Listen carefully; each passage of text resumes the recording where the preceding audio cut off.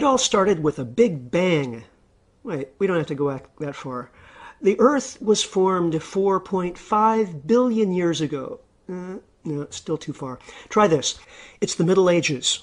People in Britain run out of firewood, start burning coal, but they use up the coal on the ground. Miners dig deep. Coal mines fill with water. Samuel Newcomen invents a coal-burning steam engine to pump out water so miners can keep digging.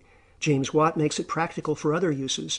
Now we have ingredients for the Industrial Revolution, fossil fuels, and a way to put them to work.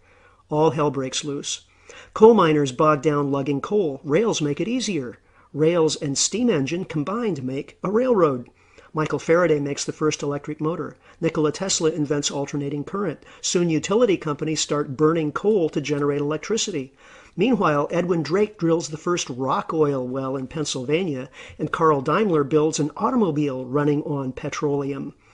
Coal tar and oil are turned into industrial chemicals and pharmaceuticals that prolong life, more population growth. The Wright brothers start oil-fueled aviation. Fritz Haber and Karl Bosch make fertilizer from fossil fuels. Fertilizer and oil-powered tractors expand food production, feeding more people. World War I is the first fossil-fueled conflict. Then comes World War II, giving us guided missiles and atom bombs.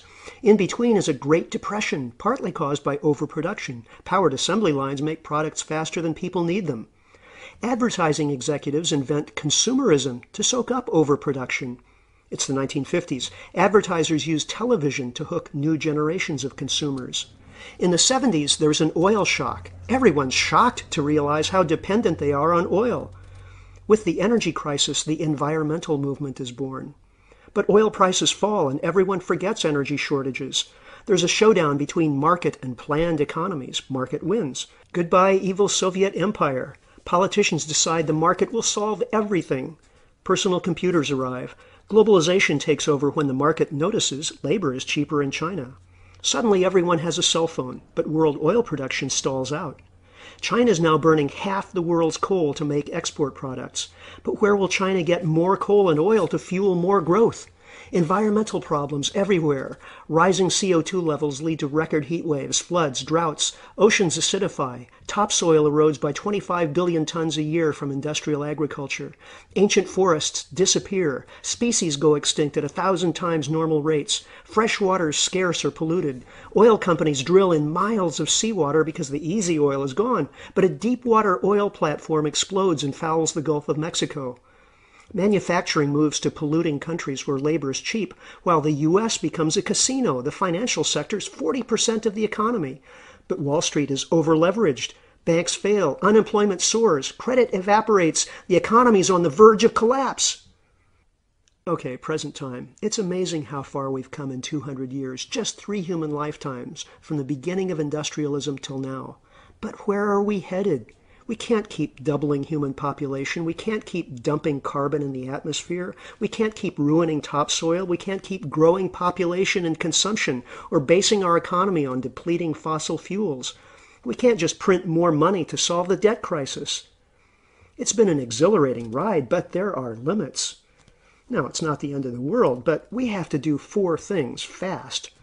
Learn to live without fossil fuels, adapt to the end of economic growth as we've known it, support 7 billion humans and stabilize population at a sustainable level, and deal with our legacy of environmental destruction. In short, we have to live within nature's budget of renewable resources at rates of natural replenishment. Can we do it? We have no choice. Alternative energy sources are important, but none can fully replace fossil fuels in the time we have. Also, we've designed and built our infrastructure for transport, electricity, and farming to suit oil, coal, and gas. Changing to different energy sources will require us to redesign cities, manufacturing processes, healthcare, and more. We'll also have to rethink some of our cultural values. None of our global problems can be tackled in isolation, and many cannot be fully solved.